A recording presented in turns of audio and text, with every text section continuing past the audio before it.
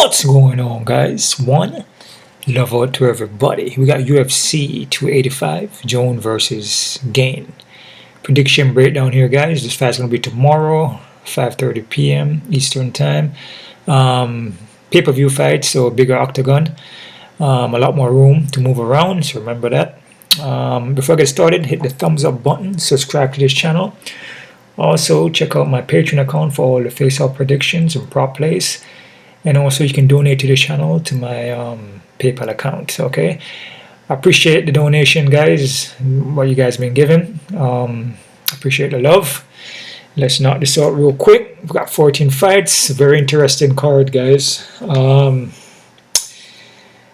this card here, I'm going to give my percentage from basically 0 to 100. So based on the guy, you know, it could be 60-40, 50-50, mean even, you know, and so forth, so forth. So I'm going to give you guys a percentage on each guy here. This is not an easy card to break down here, guys. Some fights seem, you know, very straightforward.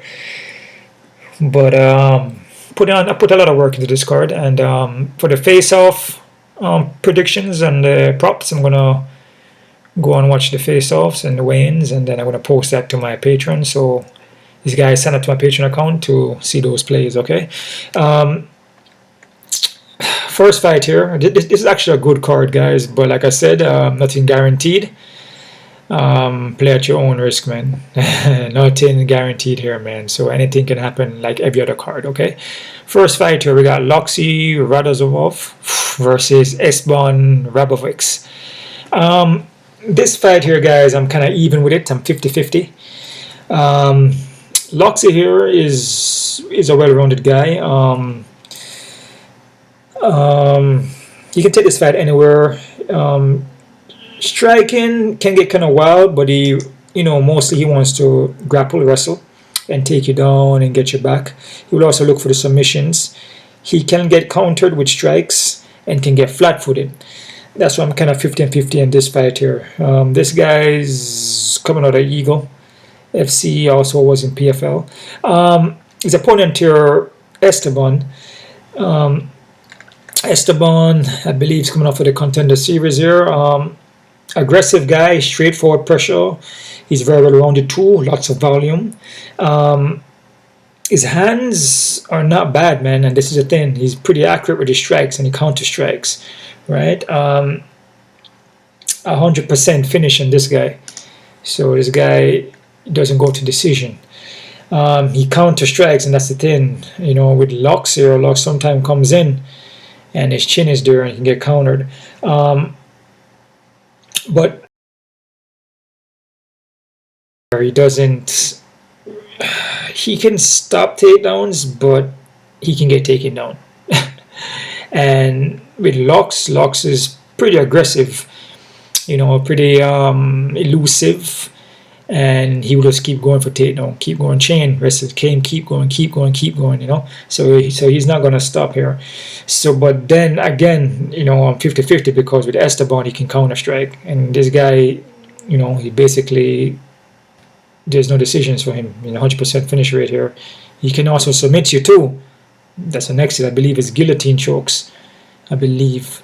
He has Kimura here.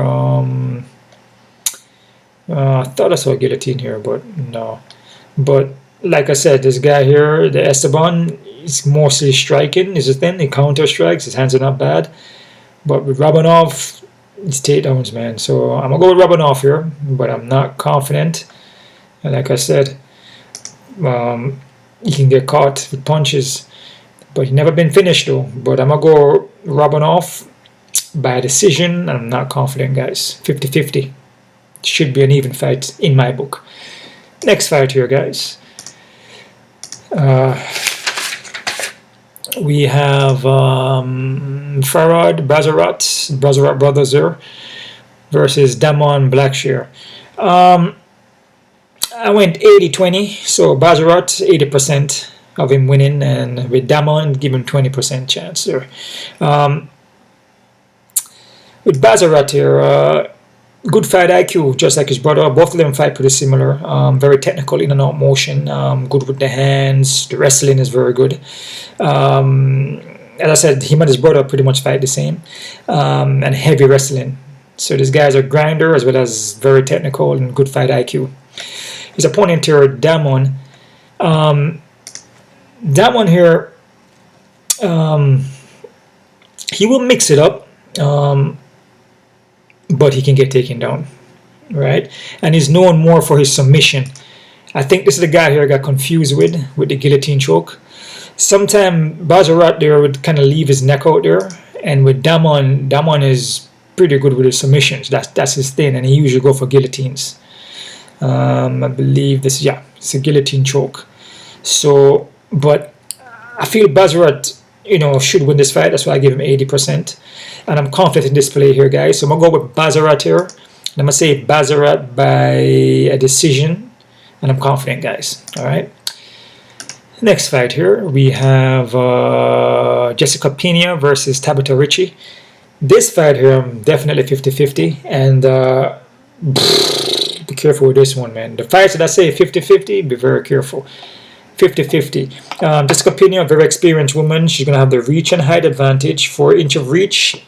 4 inch of height and 5 inch of reach. Fights long, will look for the submission mostly, but she will fade as the fight goes on. That's Jessica Pena, right? Yeah, that's basically it. And she's there to get a hit, but if she can keep the fight at her range and use her reach, she can get a win. And she can avoid getting taken down, this fight could go a split decision and Jessica win it. That's why I say it's 50-50. Tabatha Ricci here, BJJ black belt, very athletic, but her striking needs work. And like I said, guys, I'm not here to disrespect any of the fighters. I'm a martial artist myself for over 40 odd years. I would say 40 years. Started when I was 4 years old. And I've done everything from Brazilian Jiu-Jitsu, MMA, mixed martial arts, Taekwondo, kickboxing, to karate, name it, some Kung Fu. I did everything. And I also competed. So I have a lot of experience, and that's why I predict fights, because I can see the outcomes of the fights when I break down the guys and I watch footages. I can see just from it's mostly, when I analyze a guy, it's mostly from the movement, from the in and out, is just the way how we move. So the fight starts standing up, so I can gauge it from your movement, and also from your timing, how you set up your distancing and range. And also it goes back into the mixed martial arts, because it's not just a standing, also the confidence, the mental, the fight IQ, the ground game, can you defend takedowns, how is the get up game, how is the cage work. There's just a lot to look at. There's a lot to actually read, right? But it starts from standing up, and it starts from your rhythm, from the movement, your in and out movement from your footwork. So once you can move around in that cage, and the cage, and the angle of yourself, a lot of lateral movements in and out, most of the time it's kind of difficult to get taken down on, because you're always moving. But then that goes into your striking too. You know what I'm saying? From your kickboxing, your boxing, how you set up combinations, how you mix up your kicks with the punches, how your defense look into your offense. You know what I mean? So, and then your counters. It just depends on the opponent too. So Ricci here striking needs work, because she's a shorter reach and height, and she usually jumps in, and Pena gonna have a lot of reach over her and height. So she jumps in a lot and she get clips, but mostly she goes for takedowns and she Pena against the cage. But it's the thing, if she having trouble taking down Pena, then Pena can keep her at distance and use, like I said, the reach, the range, use the distancing in her. Then once you get the timing down, then it's like boom, jab, jab, jab, or a kick, jab, jab, and she can just win off of decision, and Pena win by split. But I feel that she can get this fight going, and also Pena has submission game too. But like I said, Ricci is a BJJ black belt, so she's more good on the ground. I believe she have judo also. But like I said, this fight here, man, is 50-50, because like I said, if it goes to judges, which I have it by, I have this fight by decision. I'm gonna go with Ricci by decision. But I'm not confident in this one at all, man. So be very careful. I'm going to go Ricci. But like I said, if you see split decision for Pena, I just remember that I told you so. Okay, so decision for Ricci. Okay, not confident. 50-50. Next fighter, we got Mana Martinez versus Cameron Samon. Mana here, he can get low volume, but he fights in spurts, so you won't be doing much. Then all of a sudden, he just start going at you and just start landing shots. He usually do that mostly in the second and in the third round, but mostly in the second round he usually come on. But in the first, he's slow. He start off slow. He's a well-rounded guy. In my opinion, he doesn't have the best fight IQ, and he can get flat-footed, and sometimes he's hittable. It just depends. Like I said in the first round, when he's not doing much, he's hittable, right? With his opponent here, Cameron, who's both of these guys came out the Contender Series, but with Mana here, he lost his fight against Draco Rodriguez. You guys remember that, by a triangle choke. With Cameron here, Cameron is actually a pretty good prospect, man, and he's coming off the Contender Series too. I believe this is going to be his second fight in UFC, so I like what I see from Cameron. He's a good prospect. He's very composed. He's a pretty well-rounded guy, good scrambles, and smart fight IQ. It looks like he has more of a taekwondo, more of a karate base. I see a lot of spinning back kick, spinning heel, light on the foot, in and out motion, and he seems to have a little bit of boxing too. But his movement is pretty good, and like I said, he's a good prospect. With Mana here, Mana has power punches, but Cameron also has power punches too. But I feel with Cameron is a little more well-rounded here, a little more composed, a little more sharp at the techniques. His precision, his timing is better than Manny's own. You know, when Manny throw his shots, sometimes he missing, and then his technique, Manny technique, is not as good as Cameron's. You know what I'm saying? He's throwing punches, but he's like kind of losing balance. It's not put together properly. So I like Cameron here. I must say Cameron by KO TKO in the second round. And I'm confident in this play, guys. And this fight here, I have it 10-90, meaning that Manny, I gave like a 10% chance. You know, like I said, everybody here have a chance to win. I'm not here to disrespect a fighter. I'm just basing this off of my breakdowns, off of my homework.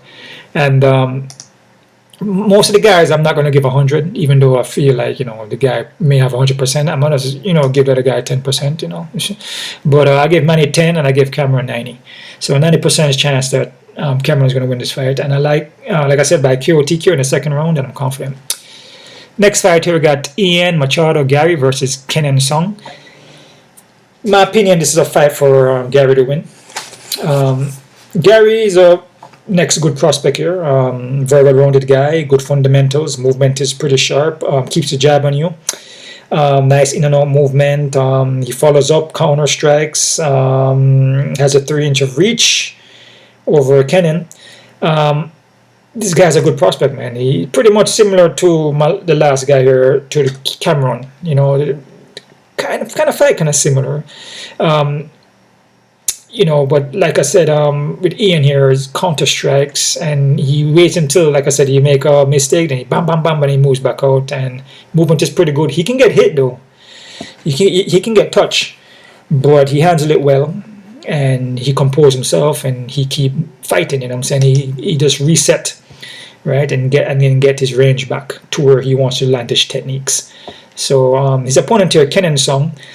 Kenan Song is a very well-rounded guy too. He's a heavy hand guy too. He's an experienced guy. I would say he's a little more experienced than Garry here. Let me see. He will also use a jab on you and light on the foot also. Like I said, this guy will pop the jab, move around. He looks good out there. But for this fight here, I just feel Garry is just off of last performance of Kenya against Max Given. I just didn't like how he looked in that fight. And I feel like Garry is just an upcomer guy. He's a good prospect and he looks good. So I'm going to go with Ian here. Ian Machado Garry by KO TKO in the second round, guys. And I'm confident in this play. And for this fight, Garry is 90% and Kenan Song is 10%. All right, I'm 90%. Nothing really confident, but if you want a confident play, or you know, anything's possible. Like I said, the guy could go out there and break his hand or have an injury. You just don't know, you know what I mean? And then he's supposed to win, but end up losing, or he goes to decision and he loses. But Garry by KO TKO in the second round, 90%.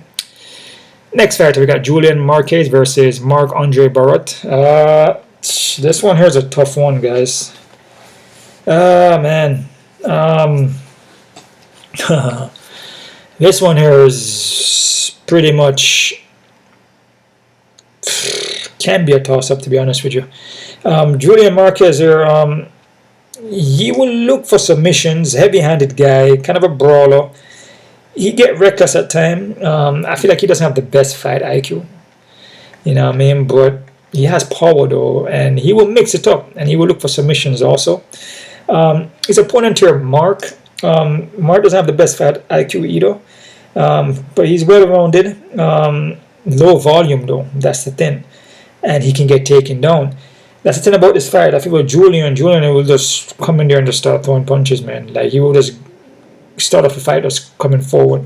And I feel with Mark, takes him a while to get started, you know. And I feel Julian is the more quicker fighter here. I feel with Mark's kind of slow at the movements, you know what I mean? So, I mean, Julian got knocked out in his last fight against Robocop. So that's the thing about this fight here.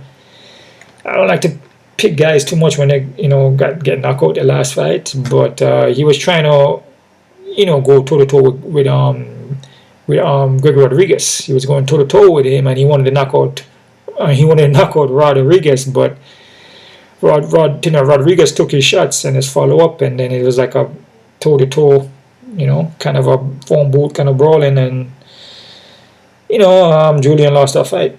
So it's just one of these things where it's a tough one to pick here, man. And then with Mark got submitted in his last fight against Fluffy Hernandez. So, toss up here, guys, 50-50. Both not the best fight IQ. Julian, quicker guy, pack power.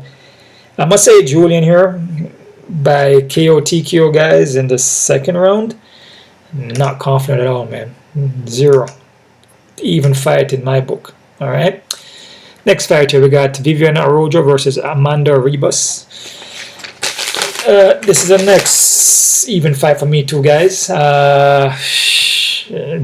This fight here is a toss-up too, man. 50-50. Viviane here, she's pretty well rounded. BJJ ground game there, has submissions. Her movement is not bad. Decent movement, in and out, kind of light on the foot. She got a little boxing there and is not bad. She will gas out though in the fight, but in the Alexa Grasso, she went all 5 rounds. But the thing about that fight is that she paced herself. And you can see that she wasn't doing a lot in like certain rounds because she didn't want to get tired. This is going to be a 3-round fight. So she's going to come to this fight a little differently. She's going to have 2-inch of reach here. I feel she's the heavier striker here. And the better movement. Right? With Ribas here, Ribas has a BJJ black belt and will definitely look for the submissions. She's well-rounded. Can get flat-footed and can get flash knockdowns, so she get hurt easily, man. Ribas will also gas out mostly after the first round, but this is a fight here, man. Like I said, 50-50 because it's just, you know, both women can drop the ball here. On durability, I feel Viviane is more durable. On striking wise, I feel Viviane is a better striker, the better movement. I feel Viviane is more quicker at the movement and the punches. The ground game could be kind of even, but I slightly lean towards Ribas.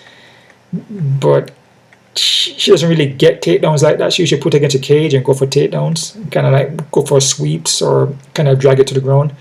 Or what she does there, she does that, basically lace your neck and go for a throw. Like a schoolboy choke kind of vibe that you have on the ground, you know, like a schoolboy choke because you got your neck there, but you can also reverse and get her back. I'm gonna go with Viviane here, man, but like I said, I'm not confident here, guys. 50-50. This fight is a toss-up, man, so play at your own risk here. Nothing guaranteed. Not confident. 50-50. I'm gonna say Viviane by decision. It's a 3-round, so she should come in here and let her hands go more. So, and like I said, Ribas stand-up still needs work, man. She's hittable, right? And when she gets hurt, she's like she doesn't really recover as well, huh? So Viviane decision, 50-50. Next fight here, we got Derek Brunson versus Dricus du Plessis. Brunson here, you know, you guys know has punching power. But he has been knocked out 6 times, which is a lot of times to be knocked out. Wrestling base here. Striking has gotten better. Let me see here. he will fade as the fight go on, though. As the fight goes on, he fades after first round, because he will go in there and try to headhunt and try to knock you out or take you down, and then he comes in the second round and then it just doesn't look good. Right? So it depends on depending on the fighter who is fighting too. If it's a guy that's a heavy striker, he tends not to do too well with the guys who can heavy strike, who's good with movement and punching power. He doesn't do too well. Right? So again, anything is possible. I'm not here to disrespect any of the fighters, but that's just for my breakdown. His opponent, Du Plessis. Du Plessis is he's a pretty well-rounded guy too. His ground game is pretty good, and the striking is not bad. And more of an orthodox kind of striking.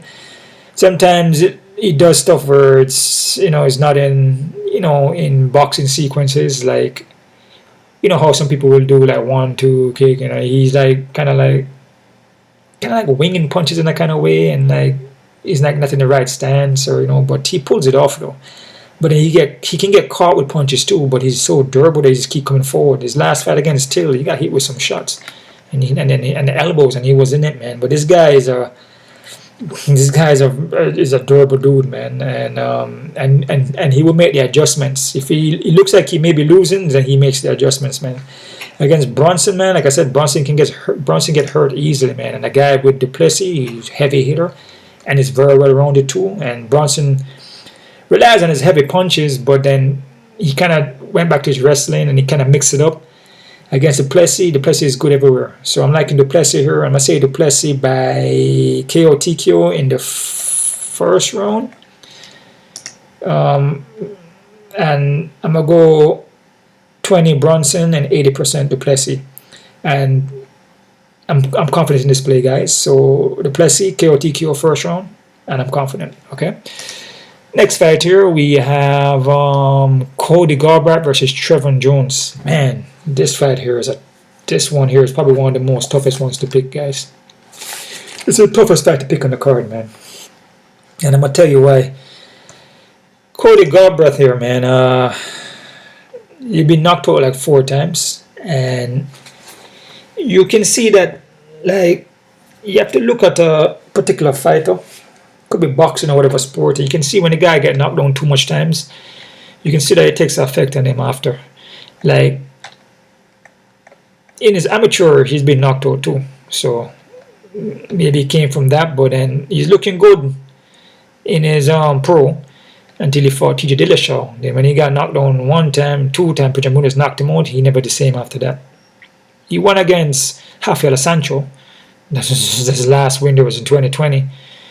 Then Rob Font decision, and France knocked him out again. So I mean, it's like, I don't know. Remember I told the guys your head is not meant to get hit because the brain, right? You get brain damage, you get CTE, scar tissue in the brain. Never be the same anymore, man.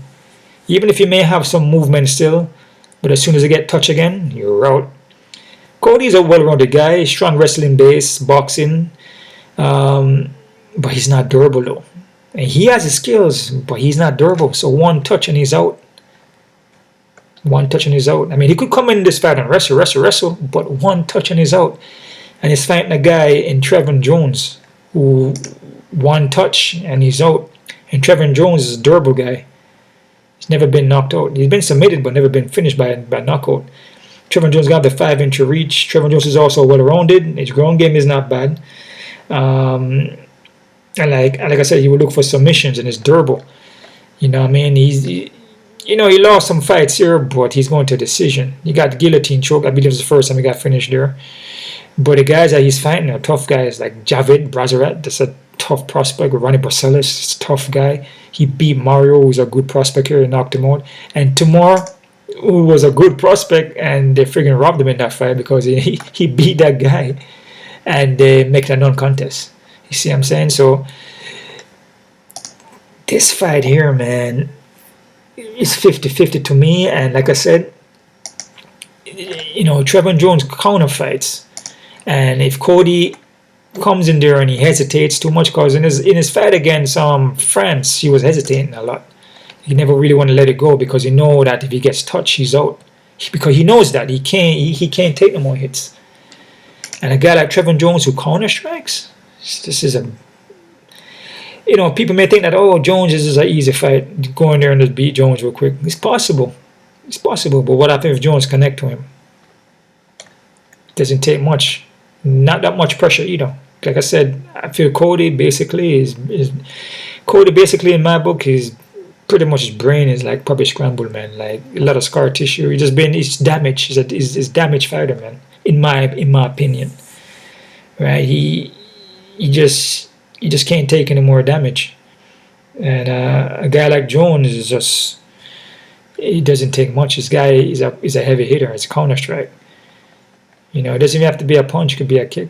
You just never know what's gonna happen, man. Anything is possible in this game. It's hard for me to pick Cody, man. I'm not confident in this play, guys. It's hard for me to pick Cody though because it just doesn't look good. And every fight is the same thing. You get touched, you get hurt. And some fights he gets flash knockdowns, but he recover. It just doesn't look good. Knockout 1, 2, 3. He won against Rafael Sancho. Sancho didn't look good in that fight. He got a right hook, great comeback and Rob Font. Took a lot of beating. France got knocked out again. I'm going to go with Jones here, guys. But this one, I'm not confident. I'm going to say Trevin Jones by KO TKO in the second round. There's no confidence at all in this one. 0, 50-50. Like I said, Cody Garber could win the fight. I mean, don't get me wrong. I'm not counting him out. He could win the fight. He could come in here and then win the fight, even by a knockout. But I just feel that he's just not durable. It's not. It's a fight. It's a fight where probably don't want to mess around with it, man. Just pass. You know, dog or pass it, which I believe Trevin Jones probably may be the dog, I guess. But I wouldn't mess around with it because it's just the durability of Cody. You just don't know. You know what I mean? So I got Jones KO TKO second round. Not confident. Next fight we got Jimmy Pickett versus Bo Nickal. Pickett here is a pretty well-rounded guy, man. He can get taken down though, and very athletic dude. And he got tools. He got the tools, man. Like I said, a lot of these guys have the tool, but the problem is that, you know, the mental. You know what I'm saying? They have the athleticism, you know, the movement. He has a technique, but just the mental is not there. And it shows it in every single fight. Just mentally is not there. Some fights he beat the guys, you know. You know, he gets some wins here and there. He won of the contender series too.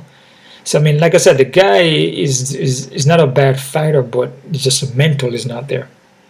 And a guy like Nickal here, you know, Nickal come off the contender series. I look like he fought twice in the contender series, like back to back in 2022.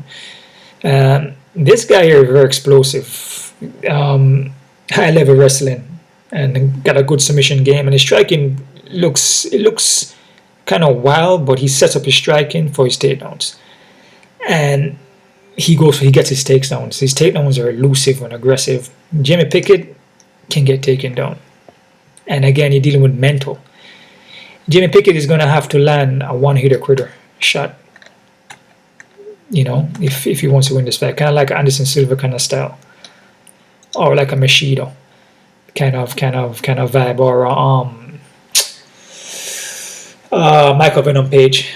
And you know, he hasn't been doing that. None of his fights. All his fights, even the ones that he win. I mean, against Paddy here, he won by punches, but that's in the second round. You know, he have to do it quick. You know, he has to get the win. As the guys jump out, he has to time him and get him. If he makes the fight prolonged, Bo is gonna win. Even though Bo don't have the experience, and like I said, Pickett is the experienced guy here, but it's just the matchup. And is Pickett mental, and he doesn't fight like that. He fights more like he wants to counter, but then you know the counters don't fire. Like the punches don't fire out. You know, it's like the mental is like he has it there, but then he doesn't let it go. So maybe he might in this fight, but I'm gonna go with Nickal here. I'm gonna say Nickal by submission in the first round, and I'm confident in this play. And I'm gonna say Pickett 10%, and obviously Nickal's gonna be 90. All right, so that's it right there, guys. Nickal by submission, first round. Next fight here, we have Matsu Gamrot, I know I probably mispronounced that, versus Jalin Turner. This fight's a tricky fight here. It took me a while to come up, you know, with the prediction for this one. I went back and forward, and I'm gonna tell you why. Watch a lot of footage here. With Gamrot here, strong wrestling base, man. You know, decent wrestling. He's a well-rounded guy, heavy-handed grinder, but he doesn't have the striking like what Turner has. Not even close to Turner. He does throw his hands and throw some kicks, but it's not as technical as Turner, right? And he will go for takedowns, but it's not like a Khabib style where you just keep grinding. He will get tired, right? And sometimes he will just stay on the outside and strike with you. Maybe he may come in here with a different game plan, but majority of the fights I watch, he does the same thing. Let me see here. It's going to be a bigger cage here, like I said. And also with Gamrot, he will slow down. And then when he slows down, he wrestles less. Okay? So he stays on the outside and he wants to strike. Now, dealing with a guy like Turner, who's going to have a 4-inch of height and a 5-inch of reach, which is massive, with a 100% finishing rate. I mean, what I see from Turner doesn't look bad, and his takedown defense is not even bad either. He can get taken down, but he bunks back up. Only one time I see him have more trouble was against Matt Mavolo. You know, he had a little trouble there. But again, when you go up against Jamie Mullarkey, which Jamie Mullarkey is a wrestler too, you know, Jamie Mullarkey has a hard time taking him down. And just his distance and time and the range of what Turner striking is precision. You know, it's accurate. Precision, accurate.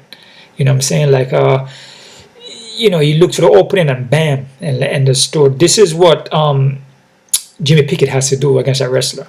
If he can do what Turner is doing, then he could win that fight. But Turner is sharp on his technique.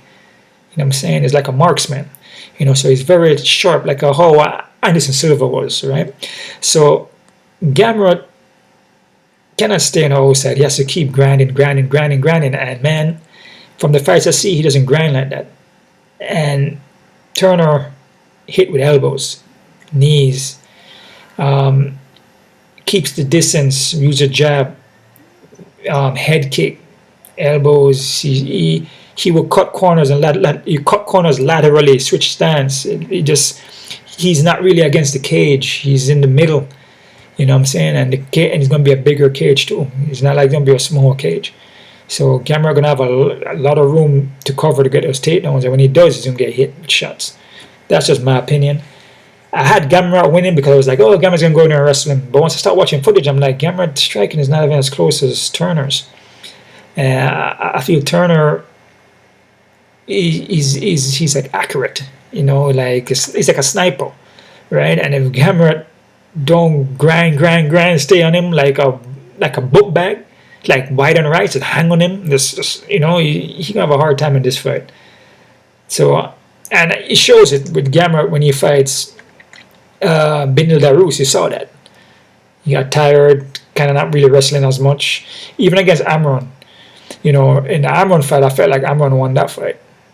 Right? So, Jalin Turner is a tough guy to fight, man. And that is why he is, as a 1, 2, 3, 4, 5 winning streak. He's a tough guy to fight.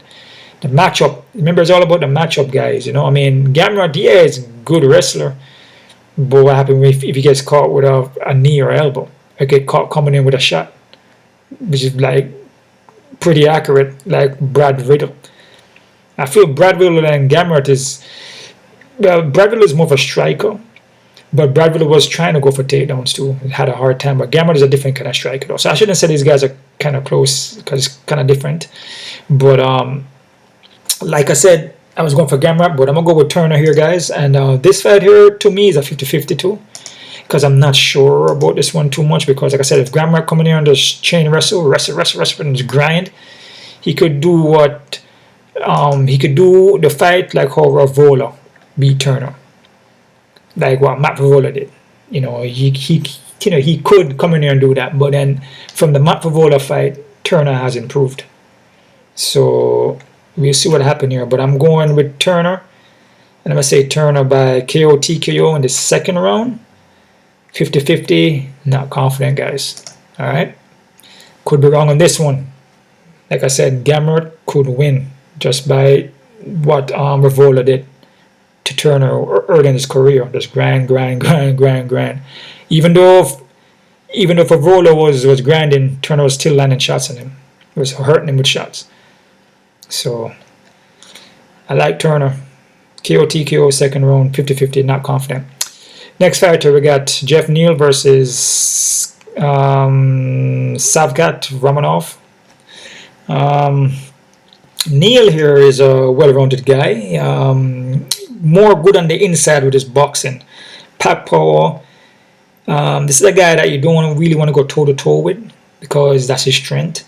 Also depending on the opponent that he's going toe-to-toe with, right? But most of the guys, if you go toe-to-toe with him, like Vincent Q, Vincent Q is not too much of a durable guy anymore, so he went toe-to-toe and then he lost, right? And Santiago had to move around a lot just to avoid, Neal's punches, because Neal's a heavy hitter, right? His opponent, though, Rakhmonov is going to have a 2-inch reach, and Rakhmonov is very well-rounded, good prospect here, man, good everywhere, very technical guy, 100% rate. Either he submits you or he gonna knock you out. It's 8-8, 8 by submission, 8 by knockout, no decision. His footwork is pretty good, man. In and out, kind of like a Stephen Thompson kind of vibe, spinning heel kick, stays on the outside and measure you up. You get your timing right. Then once you get your timing right, then you set the range up. Bam, bam, bam. It's kind of like a sniper, man. Like you get the range, and then you spot your opponent, get the timing right, and then you let it go, right? So Rakhmonov here is not gonna stay in front of Neal. That's basically it. He's gonna pop the jab, move in and out. Neal can get flat-footed. He's gonna pop up. He's gonna hit the jab on Neal. He's gonna move around on him. He may land some head kicks, some spinning heel kicks. He's gonna go lateral on him and keep doing that. Kind of like what happened to Neal against Stephen Thompson. Neal doesn't do good against guys that are moving on him. Stephen Thompson did that. Guys that are moving in and out, popping a jab and looking for the opening. He doesn't do well because they're not in his range. So Neal can hit them with punches like boxing range, like phone boot style, right? Rakhmonov is not going to do that. He's going to be on the outside and look for openings. So I'm liking Rakhmonov here, guys. And 30-70, I go Neal 30%, and I go Rakhmonov 70. And I'm going to say Rakhmonov by KO TKO in the third round. Okay, so I like Rakhmonov third round finish, KO TKO. Co-main fight here, guys. We got Valentina Shevchenko versus Alexa Grasso.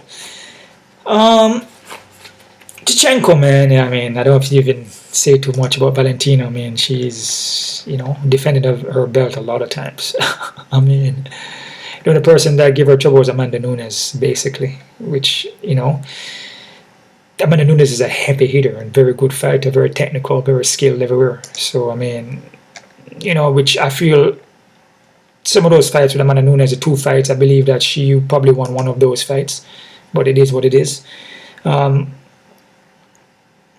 Shevchenko is very experienced, very well-rounded, technical, counter strikes, takedown game is good, defense is good, submission game is good. Alexa, more boxing. You want to be in that boxing range. She's well-rounded too. Her ground game got better because before she's getting taken out a lot, but she more defend takedowns, but she can still get taken down, and she worked on her takedown defense, but she more wants to box with you, right? This fight here, man, is one of those fights where Valentina is going to take her down to the ground and most likely going to submit her. So it is what it is. I mean, no disrespect to Alexa. I mean, not saying she can't come in here and anything is possible. Like I said, guys, I'm giving you my prediction, my breakdowns. That doesn't mean it's gonna go. It has to go that way. Anything is possible, and we see that all the time on all these pay-per-view, especially the pay-per-view cards. Anything, there's upsets all the time. But I'm liking Shevchenko. I must say Shevchenko by submission in the second round. And Shevchenko, I give 90%, and Grasso, I give 10. Like I said, I'm not here to give any other guys all 100%. The guys who I feel like is gonna win, like is very confident. I give the other fighters like a 10, because all the guys, they do their work, they train, and they prepare themselves. So, what I'm saying, there is no, horrible fighter here. It's not easy to come into the cage and put on a fight and get punched in the face, and get kicked and break your hand, and get submitted and choked out and get knocked out. It's not easy to go in there, It's tough. It's a tough sport, man. It's a sport where it takes your health away from you. It is what it is, Depending on how you fight, how Valentina Shevchenko fight, how Rakhmonov fight or Stephen Thompson, those guys move around so they avoid taking a lot of damage. Right? When you're phone booting, just getting hit in the head consistently, it does damage to you.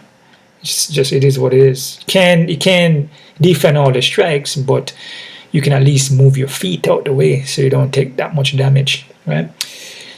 Main fight in the card here, we got Jon Jones versus Gane. Jon Jones moved up to heavyweight, like we all know. This was a tough one too, guys, because we never see Jones at heavyweight before. And, you know, fighting a heavyweight is different. You know, a guy's going to hit harder, right? Guy's going to pack more power, right? Jones' only loss, which wasn't a loss, it was illegal. It was a down elbow by Matt Hamill way back in the days.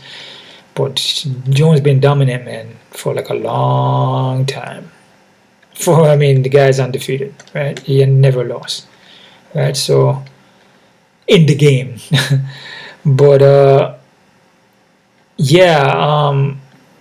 this fight here, man, Jones is more known for his wrestling, but his striking, you know, has gotten better. And he's very technical with it. And the best attribute for Jones here is his fight IQ. He make adjustments on the fly, man. So there's a guy that will, you know, you look like, you know, like his last fight here against Dominic Reyes, you know, you look like he was losing the first, second rounds. He made an adjustment and he came back in the fight. But like I said, we haven't seen Jones with this much weight. You don't know what to expect, man. You know, all depends on the matchup though. The opponent Gane here. Gane is a strong striker, man, light in the foot for a heavyweight. Kind of like a Muhammad Ali, like on his toes, popping the jab. But he's not as well-rounded though. That's the thing. He's not a well-rounded guy, man. So meaning that he can get taken down. Francis Ngannou. If Francis Ngannou is taking him down, who's not known for wrestling, you know, Francis Ngannou is known for more striking, and he's taking him down. Then you know. Also with Gane, he can get hit, hurt, get flash knockdowns. Ty hurt him in that second round. You know, almost finished him in the second round. But like I said, with Gane here, he has decent footwork, light on the feet. He's set up from the outside. He looks to counter. But like I said, he's hittable and can get taken down. And he's not that experienced, man. Just not that experienced in MMA. Kickboxing, yeah. And, you know, he beat Andre Velasquez. He beat Andre Volkov, Derek Lewis, Russian Strug, and Junior Dos Santos. But, you know, not taking anything away from these guys, but again, you know Tanner Bowser and Mace, you know, but compared to, you know, to the resume that Jones have, man, is not even close. You know, Jones fought everybody in there. From Glover Teixeira's, Alexander Gustafsson, Sean Vita Belfort, Rashad Evans, Lota Machida, Quinton Jackson, Rua, Ryan Bader, Brandon Vickman. He fought at nearly all the fighters in his weight class. Even grappled with Dan Anderson too. I believe he fought Dan Anderson to MMA, right? He fought Daniel Cormier twice. Anthony Johnson. Did he fight Anthony Johnson? He fought Anthony Johnson, right? I think he was supposed to fight him. No, he did fight Anthony Johnson. He fought a lot of guys, man. I fought Anthony Smith also. See something here. Did he fight Anthony Johnson? No, he didn't fight Anthony Johnson. No, I thought he did though. But yeah, this one, man, to me is more experience. I mean, I know weight plays a factor, but Jones put the work in to be at that weight, and Gane is just not as well-rounded, man. I mean, I'm sorry to say that. I mean, his striking is decent, but again, he can get hurt on the foot. You know what I mean? And he can get taken down, man. And it's a 5-round fight, and like I said, with Jones has a good fight IQ, man. I don't feel Gane's IQ is that good.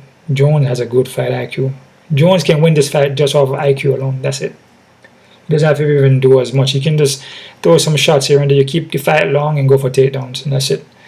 I'm going to go with Jones here. KO TKO in the 3rd round. But I'm not too confident in this one, guys, because like I said, I don't know what Jones looked like at that heavyweight. And even in Jones' last fight, his last fight here against Dominic Reyes and Thiago Santos, didn't look too good.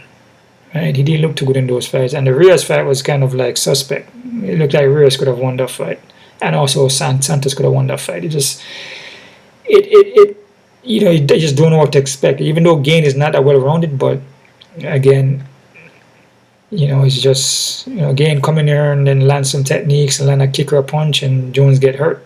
You know, it's going to be, Gane is a heavyweight and Jones moving up, so you just don't know what to expect. But I'm going to go with Jones here, KO TQ in the third round. Could be ground and pound. So basically from a takedown. I'm going to go with 60-40.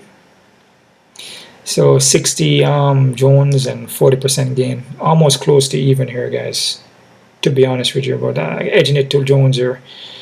So slight confident, but not too much. So 60-40, guys. All right. Jones for the win. KO TQ third round. Most likely going to be like a ground and pound kind of a. Quick look at the odds here, guys, who we're working with. Quick look at the odds. Let's see here. Quick look at the odds here, man. Crazy odds. Crazy odds. Esteban and Rabanov here. Razanov. Damn, Rabanov is negative 250. That's freaking high, man. Disagree with that, guys. That fight is a 50-50 for me. But like I said, play at your own risk. Nothing guaranteed. I feel that with Ribovics, there's a chance here to land some counter strikes, possibly hurt Rabanov in the foot. So be careful. I said this fight is even.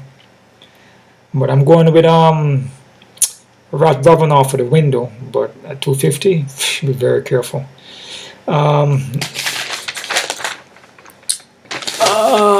Damon on Basharat. Basharat is 410 all around. Yeah, I think Basharat should win this fight. Guy's a very good prospect, a very technical guy, man. Very smart fight IQ, man. So, kind of like, you know, not on the level of George St. Pierre, but, you know, he's kind of up there, you know. These guys, the brothers, are pretty smart fighters, man. So, I don't see nothing wrong with that. Pena and Ricci, yikes. 300, be careful with that one, guys. 50-50 for me. Be careful with that one, man. Like I said, split decision, Pena. Believe it, man. We see it all the time. I don't think Ricci is just not that well-rounded. Rely more on the takedowns or Brazilian Jiu-Jitsu, you know. And Pena is pretty good on the ground too. So, and Pena got the reach. Just never know what's gonna happen here, man. So be careful with this one, guys. Cameron and Martinez. Cameron 250, 275. I'm pretty confident in that play. I had it. So yeah, I don't see nothing wrong with that. Marquez and Mark. Yeah, kind of they got Mark as a little bit of favorite, but it's kind of an even fight, which I have it as even. So play at your own risk. I'm liking Julian though. Rebus and Araujo, same thing, pretty much close to even. I'm liking Araujo, so play at your own risk. Plesio and Bronson, Plesio 200 and something. Yeah, it's about right. I feel Plesio should win this fight. I'm a percentage. Alexio and Valentina. Valentina is 600. Yeah, I don't disagree with that. I feel Valentina should. I'm going to say easily win this fight. Anything is possible though, but she should win this fight. Cody Garbrandt, Trevin Jones. Cody Garbrandt at 165, 170. Yikes. I don't know, man. That's an even fight to me, guys. Because Cody doesn't really, you know, he doesn't handle a shot too well, you know. And your face not meant to get hit overall, but he took a little bit more than he needs. You know, being knocked out too much just doesn't look good. So Jones has a chance here. If he lands anything, which he can land, because he does land punches in all his fights and he does knock people out, man. And the guy's not a bad fighter, especially against Cody Garbrandt, who's not durable. So be careful with that one, man. This fight should be even in my book. Bo Nickal, damn, that high on Bo Nickal 2000 and odd. Yeah, man. I mean, I can't really do that. I can't really go against it. I disagree, man, because Jimmy Pickett mental. You just don't know what Jimmy Pickett's going to show up. And sometimes when he does show up, just, Bo Nick is going to just grind. Unless Jamie has that one-hitter quitter in that first round. So I don't disagree, though, but at 414, I still probably would have messed with this at all, man. It doesn't make any sense. But you can probably do the finish, I guess. Bo Nick by submission first round, I guess. They call it the props, yeah. Jalin Turner and Gamrot. Damn, they got Gamrot at 20. Totally disagree with that one, guys. Like I said, Gamrot's a good fighter, but Jalin Turner is not a bad fighter, and striking-wise, he's a better striker than Gamrot in my book. Technical and precision and accuracy and ground game, I give it to Gamrot, but then he's going to be chasing ground, and he's going to get caught with shots. And each time he get caught with shots, he's going to wear him down. I mean, we'll see what happens. I was going for Gamrot, though, but keep watching footages and I just saw different things. Saw little holes here and there. I'm liking Turner, though, but play at your own risk on this one. So, it is what it is. Jeff Neal and Rakhmonov. Rakhmonov, -500, short across. I don't disagree with that one. Rakhmonov is a very good prospect, and the way he fights, he's not going to fight how Neal wants him to fight. He's not going to stay in front of Neal and just box it out in phone booth style. He's going to be in and out, popping the jab, moving around, setting up from the outside, the precision and striking, bam, bam, bam, and land some kicks, mix it up, and that's it. And that's all she wrote. So I don't disagree with the odds on that one. Jones and Gane. I got Jones. Okay, Jones as favorite. Okay. Don't disagree with that one. Like I said, it's not really an even fight. I don't have it 50-50. It's like, like Jones 60-40. But like I said, you just don't know what Jones is going to show up. Not heavyweight. You never seen him like that before with that much weight on him. So you could guess out. You just don't know. But again, Jones is a very smart fighter, man. So yeah, so that's it right there, guys. That's my odd breakdowns there. That's it. So enough respect to everybody out there. I appreciate the donations, guys. It's gonna be a good card. Enough love to everybody. Stay positive. No hate. Like I said, when I'm breaking down these fights, it's not about hating anybody. That's not my style. I'm just breaking down the fight how I see it, and majority of the time I'm usually right. So I'm not here hating a fighter like, oh, I don't like this guy here. Every fighter here, they deserve to be here because they put a lot of hard work in. Enough respect going out to all the fighters, enough love out to all the fighters, because it's not easy to come in here and get hurt, get punched in the face, get your jaw broken. Yeah, get your arm broken, get your legs broken. It's not easy, man. It's not an easy sport. It's tough. It's a tough sport, dangerous sport. So hats off to all these fighters, man. And I guess let the best man win, I guess, right? So that's my predictions and breakdowns there. Check out my Patreon account for the face-off prediction, which I'm going to lay up there with some prop plays. You guys keep on kicking. One love out to everybody, and